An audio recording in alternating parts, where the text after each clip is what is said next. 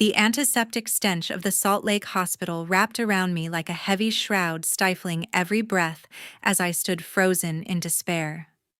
I am Ivy, a 32-year-old financial risk analyst who once took pride in forecasting every danger before it could strike.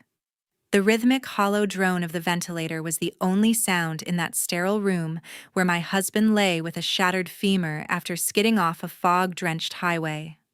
For 48 hours, guilt has gnawed at my soul with a torturous question. Why didn't I insist he stay home that night? But everything fractured when my mother-in-law arrived, wearing a composure so chilling it felt unnatural for a woman whose only son faced a lifetime of disability. Instead of a comforting hand or a kind word, she thrust a stack of medical authorization forms into my lap, demanding my signature with the cold urgency of a business deal rather than the grief of a tragedy. Retreating behind the privacy curtains to gather my crumbling emotions, I caught the sound of her voice, a low, calculating whisper into her phone. The blood in my veins turned to ice as she mentioned an insurance settlement and hissed instructions to keep the police away from the truth behind the crash. I stood paralyzed in the shadows, struck by the sickening realization that the man I loved might be the architect of his own destruction, while I was merely a convenient pawn in their twisted game. If this story resonates with your own pain, or if you have ever faced a betrayal that shook the foundations of your trust, please subscribe and hit the notification bell to join me as I unmask the cruel truths behind this unfolding mystery. The silence following Constance's departure felt heavier than the mechanical hum of the machines keeping Dalton alive in that sterile hospital room. I watched the condensation form on the glass of the heart monitor, thinking back to the early days of our marriage, when I still believed I could win over a family that viewed me as nothing more than a glorified bookkeeper. As a senior financial risk analyst, I had built a career on identifying vulnerabilities, yet I had been blind to the disdain radiating from the Vance matriarch every time she reminded me that I was an outsider to their legacy. Constance always treated the family trust like a weapon of war, using her position as the gatekeeper of their fortune to dictate every significant expense we incurred, from our mortgage to the very car that now lay in a heap of scrap metal on the highway. My thoughts were interrupted by the soft click of the door as my best friend Sloane slipped into the room with a look of grim determination that replaced her usual vibrant energy. She didn't offer a hollow platitude about recovery, but instead handed me a thick manila envelope filled with documents she had managed to pull from her contacts in the banking sector. Sloane pulled a chair close to mine, her hand gripping my shoulder with a steady pressure that served as the only anchor keeping me from drifting into a sea of panic. She whispered that the initial audit of Dalton's private filings revealed a labyrinth of secret high-interest loans that he had been hiding behind a curtain of professional success for over a year. While she spoke, I could see the pity in her eyes, a look that hurt far more than the blunt reality of the numbers staring back at me from the shadows of the hospital room. The atmosphere shifted from somber to predatory when my brother-in-law Barrett pushed through the door without knocking, his expensive leather shoes clicking loudly against the linoleum floor. He stood at the foot of his brother's bed with his arms crossed, looking at me not with sympathy, but with the cold calculation of a man assessing a liability that needed to be liquidated. Barrett didn't even glance at Dalton's pale face before he informed me that the family legal team was already reviewing the prenuptial agreement to ensure the Vance estate remained untouched by my potential demands. He leaned in closer, his voice dropping to a low, menacing tone as he suggested that I should focus on my husband's health, rather than dreaming of a payout that would never materialize for someone like me. Sloane stood up to intercept his gaze, her presence creating a shield between his arrogance and my vulnerability, effectively silencing his insults before they could further erode my composure. Once Barrett retreated into the hallway to join his mother, I turned my attention back to the documents Sloane had brought, specifically focusing on our joint savings account records. My fingers trembled as I scrolled through the digital statements on her tablet, only to find a devastating void where our life savings should have been resting securely. Just 1 week before the crash, Dalton had executed a series of rapid, unauthorized withdrawals that effectively emptied every cent we had painstakingly accumulated for our future. The realization that he had left me financially destitute while playing the role of the devoted husband felt like a physical blow to my chest, far more painful than the coldness of his mother. I looked at my husband, the man whose broken body was being mended by science, and realized that I no longer knew the person lying beneath those white hospital sheets. The devotion I once felt began to transform into a sharp, cold clarity that sharpened my instincts and stilled the tremors in my hands. I was no longer just a grieving wife waiting for a miracle. I was a risk analyst looking at a catastrophic failure that required a strategic and ruthless response. Instead of crying, I began to mentally catalog every suspicious interaction and every missing piece of the puzzle that led to that fog-drenched highway.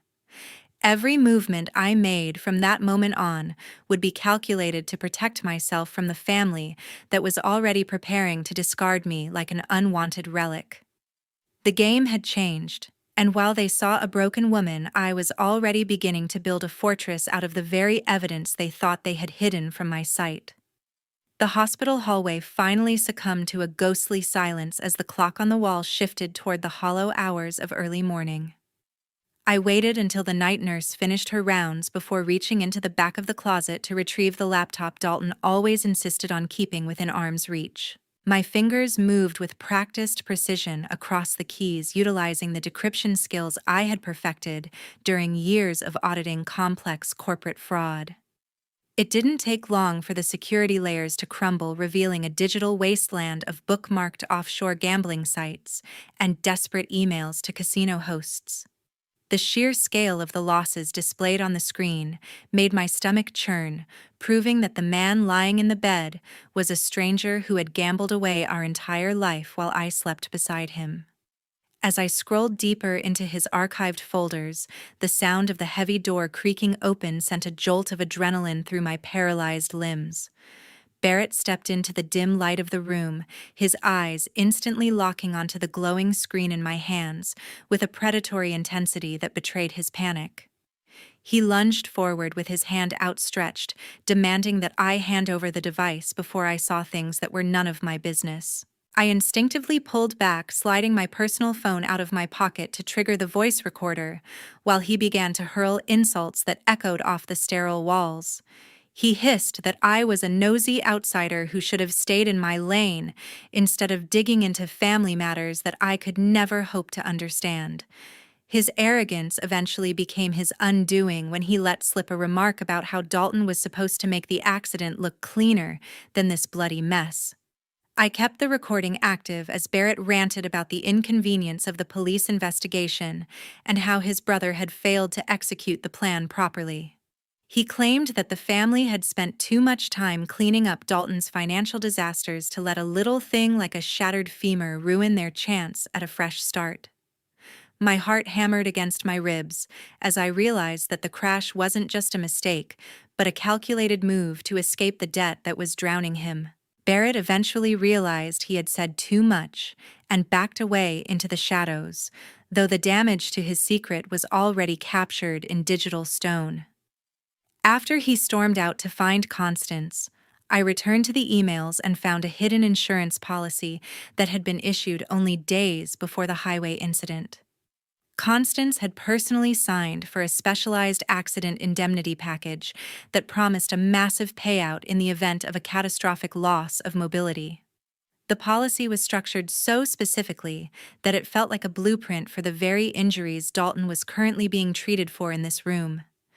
The level of cold-blooded planning required to orchestrate such a scheme left me feeling a sense of revulsion that surpassed any grief I had previously felt. I realized then that my mother-in-law wasn't just protecting her son. She was protecting a high-stakes investment that required him to be broken for the payout to be triggered.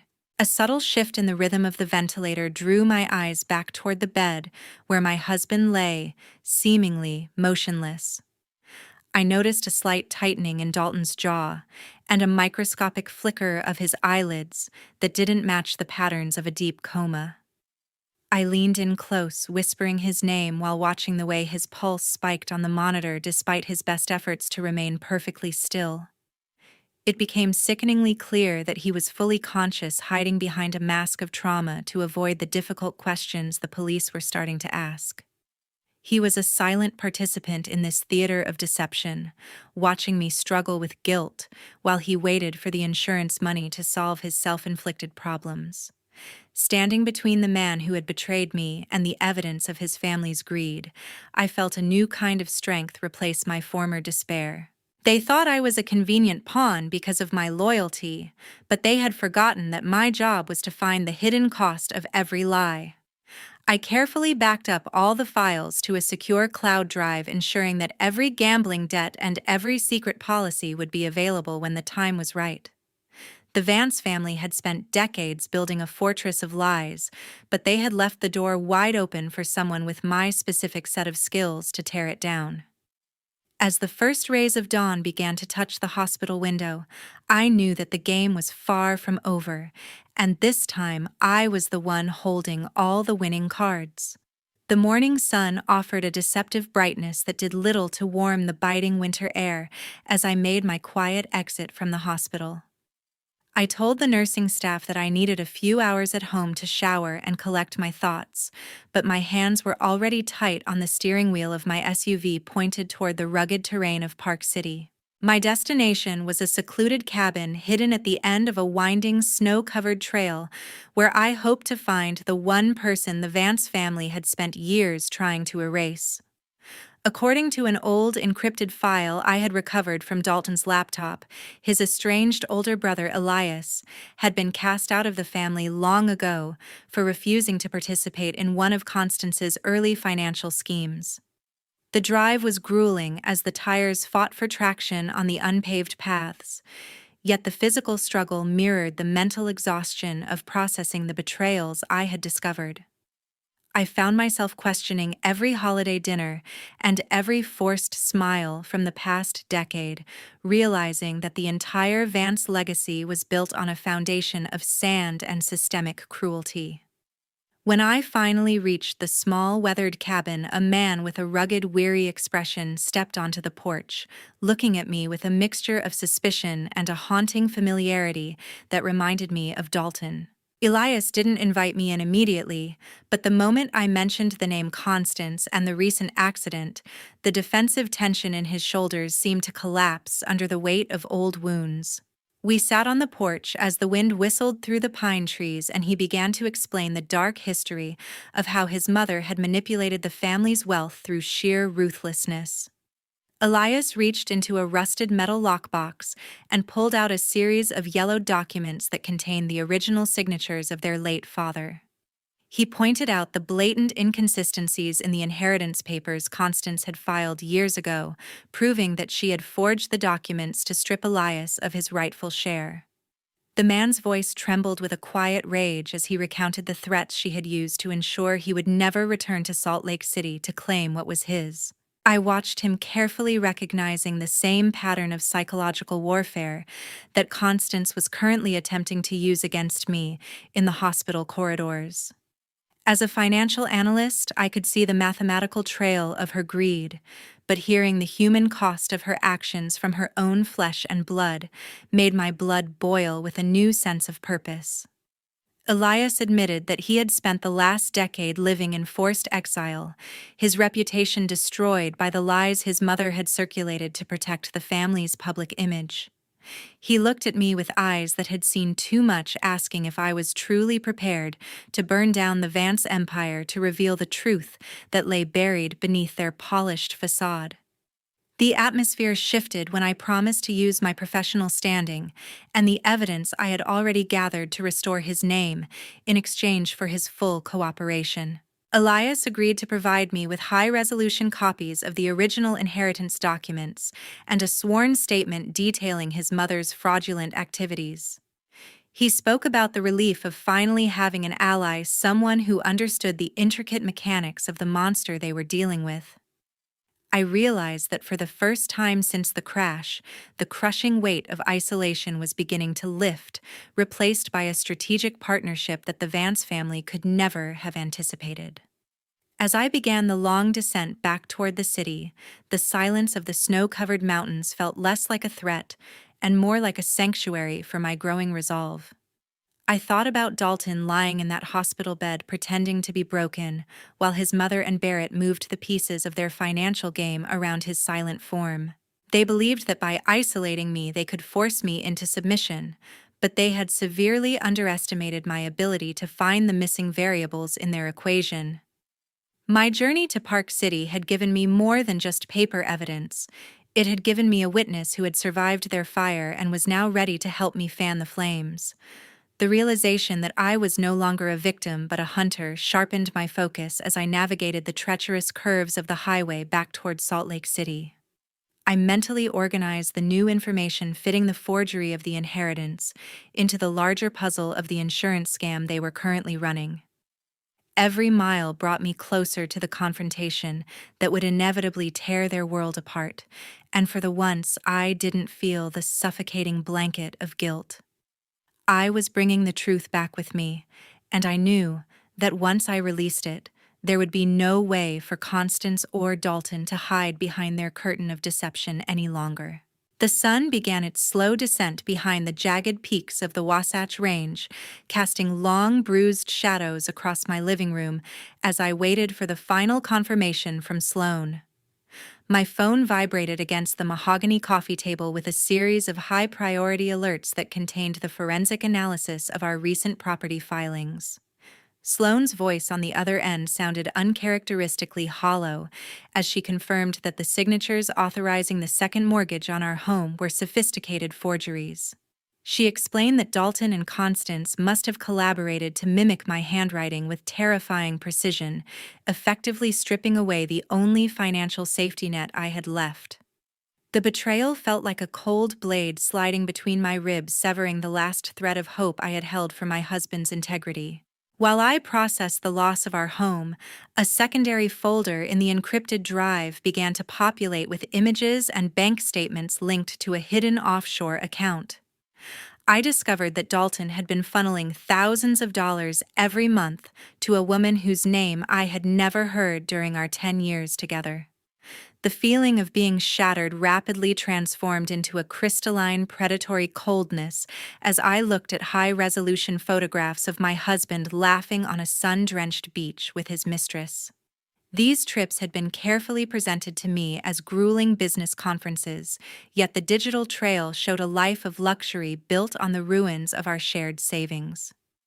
I realized that the man I had worried over in the hospital was not just a gambler, but a calculated actor who had been auditioning for a life that didn't include me. The exhaustion that had plagued me for days vanished, replaced by a surge of adrenaline that sharpened my focus as I reached out to my personal lawyer, Marcos. I spent the next hour providing him with the evidence of forgery and the secret accounts, instructing him to begin the immediate process of freezing every asset tied to my name. Marcus warned me that the Vance family would likely strike back with everything they had once they realized their financial oxygen was being cut off. I told him that I was no longer interested in a quiet settlement or a graceful exit from this toxic dynasty.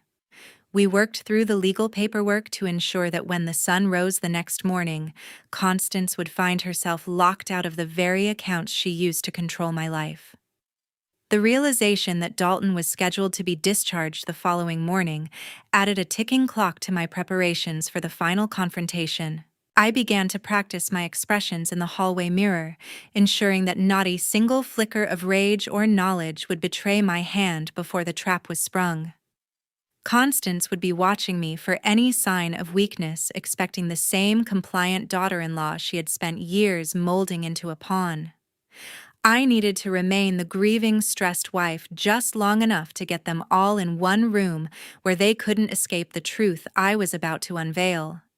My mind became a battlefield where I mapped out every possible reaction Barrett or his mother might have when their insurance scam hit a brick wall of legal injunctions. As the last light of dusk faded into a deep, unforgiving purple, I sat in the silence of my darkened house and felt a strange sense of liberation. The foundation of my marriage had been a lie, but the tools I used to build my career were the very things that would now ensure my survival. I carefully packed a small bag with the physical copies of the forged documents and the recordings I had made of Barrett's incriminating outbursts in the hospital room. Every action I took was deliberate, moving with the cold efficiency of a risk analyst who had finally identified the ultimate liability in her portfolio. I knew that the woman who walked into that hospital room tomorrow would be a stranger to the Vance family, and I relished the thought of the look on Constance's face when she realized she was no longer the one in control.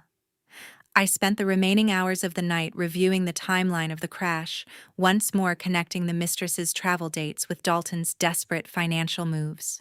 It was a perfect storm of greed and infidelity that led him to that foggy highway, thinking a staged accident would be his golden ticket to freedom. He had underestimated my intelligence just as much as his mother had underestimated my resolve to fight back against their collective cruelty.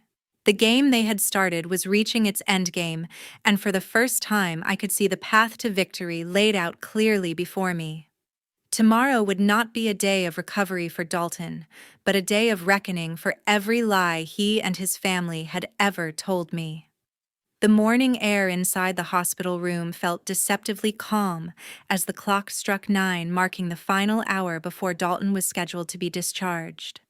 Constance marched into the room with her usual predatory grace, carrying a leather portfolio that contained the legal documents designed to strip me of my remaining influence over the family's assets. She placed the papers on the rolling bedside table with a firm click, her eyes scanning my face for any sign of the resistance I had shown just days before. I deliberately lowered my gaze and let my shoulders slump, projecting an image of a woman who had finally been broken by the weight of her husband's tragedy. When I picked up the pen with trembling fingers and hesitated over the signature line, Dalton finally abandoned his silent, fragile facade and propped himself up against the pillows. He watched me with a hunger that had nothing to do with recovery, urging me to just sign the document so we could move forward with the lifestyle we deserved. Constance joined in with a chillingly triumphant smile, beginning to boast about the massive insurance payout that would soon hit their accounts, thanks to the severity of his injuries. They spoke openly about their plans to relocate and reinvest the settlement, treating me like a ghost that was no longer capable of understanding the conversation happening in front of her. The atmosphere turned toxic when my hesitation dragged on a few seconds too long, causing Dalton's mask of the grieving victim to shatter completely. He barked at me to stop playing the martyr and reminded me that I was nothing more than a convenient accessory to his family's greatness. His voice was laced with a cruel, demeaning edge as he informed me that my only value lay in my signature and my silence regarding the financial discrepancies I might have found. I watched him through a veil of fake tears, realizing that the man I had once loved was now openly reveling in the destruction of my trust and my future. I turned my attention to Barrett, who was leaning against the doorframe with a smug expression of superiority while watching the interrogation unfold. I quietly asked him how they could be so certain the police wouldn't find anything suspicious about the mechanical failure of the vehicle. Barrett laughed at my supposed naivety and admitted that he had personally ensured the brake lines were tampered with in a way that looked like a simple maintenance oversight. He bragged about the precision required to make the crash look like a desperate accident while keeping Dalton just safe enough to survive for the payout. My heart raced as I felt the weight of my hidden recording device capturing every word of his confession with perfect digital clarity. Once the full scope of their conspiracy had been laid bare by their own arrogance, I placed the pen down on the table without leaving a single mark on the legal papers. A cold, steady smile spread across my face as I stood up straight and looked Constance directly in her widening eyes for the first time that morning. I informed them in a calm, melodic tone that I had no intention of signing away my rights or my dignity to a pack of common criminals. The silence that followed was deafening as I revealed that the entire conversation had been broadcasted to a secure cloud server managed by my legal team. The confusion in the room shifted toward a frantic, suffocating panic when I explained that a comprehensive file of their fraud had already been delivered to the county prosecutor's office. I watched the blood drain from Constance's face as she realized that her supposed pawn had spent the last 48 hours building a gallows for the entire Vance legacy. Dalton began to stammer a half-hearted apology, but the look of absolute revulsion in my eyes silenced him before he could utter another manipulative lie. They were no longer the powerful architects of a financial empire. They were simply desperate people caught in a trap of their own making. Standing in the center of the room, I felt the suffocating blanket of the hospital finally lift, replaced by a sense of power that I had never truly possessed until this moment. Constance tried to reach for the laptop, but I stepped in her way with a renewed strength that made her recoil in genuine, unfiltered terror. I reminded her that while she was busy playing a game of checkers with people's lives, I had been analyzing the risk of her entire existence. The authorities were already on their way to the hospital to escort Dalton to a very different kind of facility once his discharge papers were processed. I walked out of that sterile room without looking back, leaving the wreckage of their lives behind as I stepped into the bright, uncompromising light of the Saturday morning sun. The tension in the hospital room reached a breaking point as the final discharge papers were being organized by the nursing staff near the door. Before Constance could utter another threat, the heavy oak doors swung open to reveal Marcus standing alongside a team of federal investigators wearing dark suits and stern expressions. The lead investigator stepped forward to announce that they were there to execute warrants related to multi-state insurance fraud and systemic financial racketeering. Dalton's face turned a sickly shade of gray as he realized that the polished walls of his family's empire were finally collapsing around him in the most public way possible. In a moment of pure, unadulterated cowardice, Dalton tried to scramble out of his hospital bed, despite the severe pain radiating from his shattered femur. He didn't get more than 2 steps before the federal agents moved with practiced efficiency to intercept him, pinning his arms behind his back right there on the sterile linoleum floor. I watched with a cold detachment as the man I once called my husband groaned in agony, his pathetic attempt at flight only serving to highlight the desperation of a guilty man. Constance began to scream about her connections and her wealth, but the agents ignored her outbursts as they began the process of reading Dalton his constitutional rights, while a crowd of curious hospital staff gathered in the hallway. I stepped into the center of the room and opened my digital tablet to display the high-resolution copies of the forged signatures and the secret offshore accounts for everyone to see. I spoke clearly to the assembled officers and medical professionals, detailing how Dalton and his mother had conspired to steal my identity and mortgage our future for their gambling debts. The look of pure, concentrated venom Constance directed at me would have withered a weaker woman, but I simply met her gaze with the unwavering stare of a professional who had finally balanced the books. There was no longer any room for their lies to breathe when the cold, hard data of their crimes was being projected onto the walls of the very room they thought was their sanctuary. As the handcuffs clicked around Dalton's wrists, Constance suddenly changed her tactics, moving toward me with a desperate, frantic plea for mercy that reeked of manipulative insincerity. She began to offer me massive sums of money from her remaining hidden trusts, promising that she could make me the wealthiest woman in Salt Lake City if I would only recant my statement to the investigators. I responded with a hollow, echoing silence that served as a far more powerful indictment of her character than any verbal insult could have ever achieved. I watched her realization dawn that her money was now as worthless as the promises she had made to me throughout our decade of hollow, calculated interactions. The situation for the Vance family deteriorated further when another team of officers entered the room to take Barrett into custody for his role in tampering with the vehicle's brake lines. Barrett's usual arrogance had completely evaporated, replaced by a stuttering, wide-eyed terror as he was informed that his actions constituted a direct threat to public safety and attempted murder. He looked at his mother for a salvation that was never going to come, as she was already being escorted toward the door in her own set of polished steel restraints. The three of them were being led away in a procession of disgrace that would be the lead story on every local news station by the time the evening sun began to set.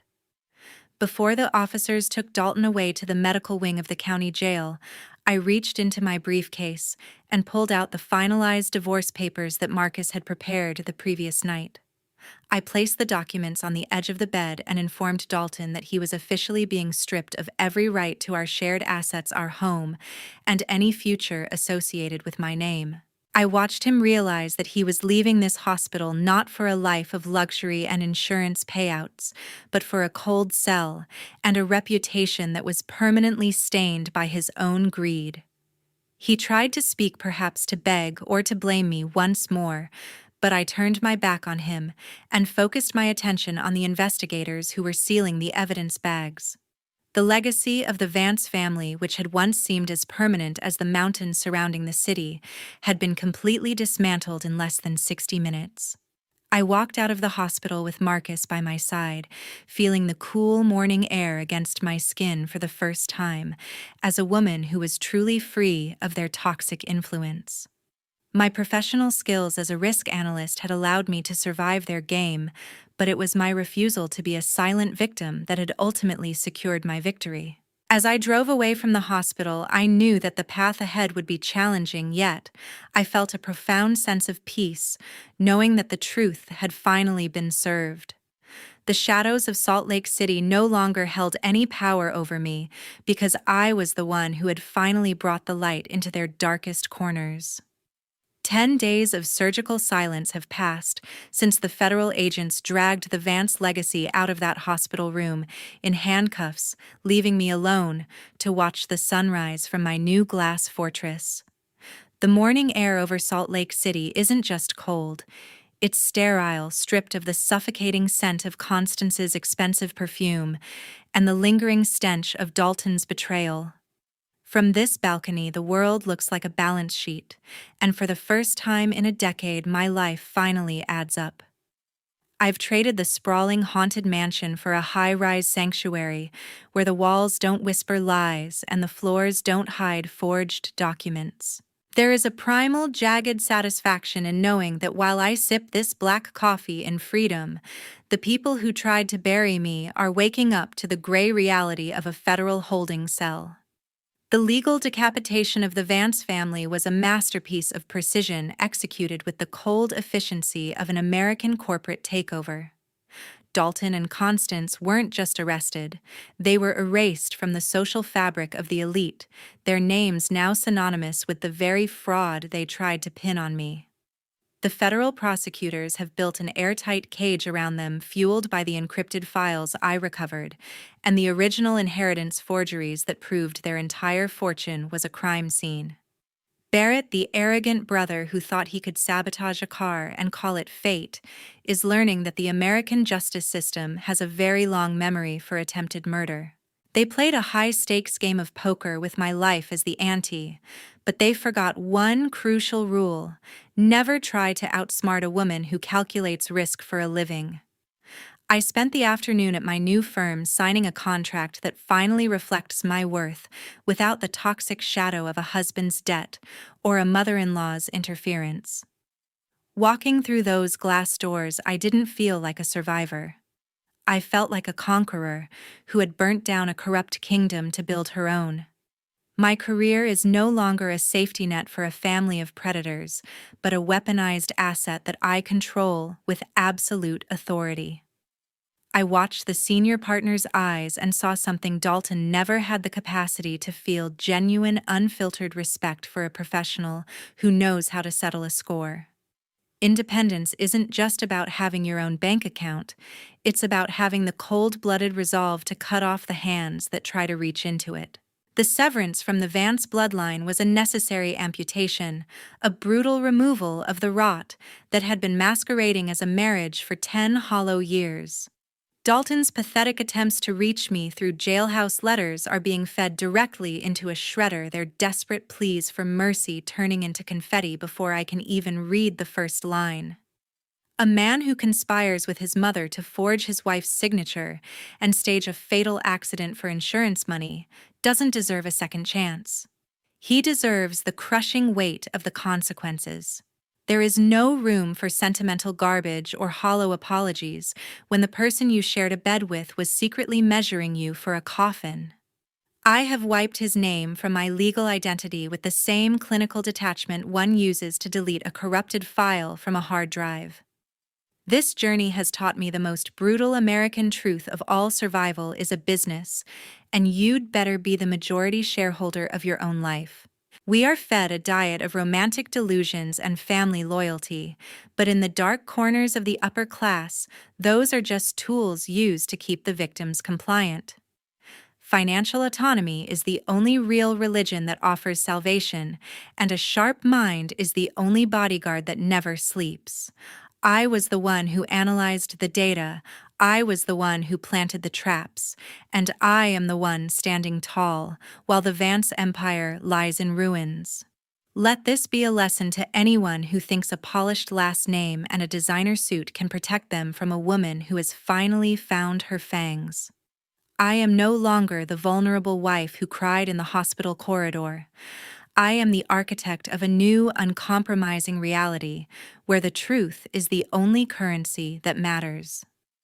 The scars of the past 10 years have hardened into a diamond-sharp clarity, allowing me to see the world for exactly what it is: a battlefield where the smartest survive. I prefer the biting chill of this new freedom over the warm, comfortable lies that nearly cost me everything I worked to achieve.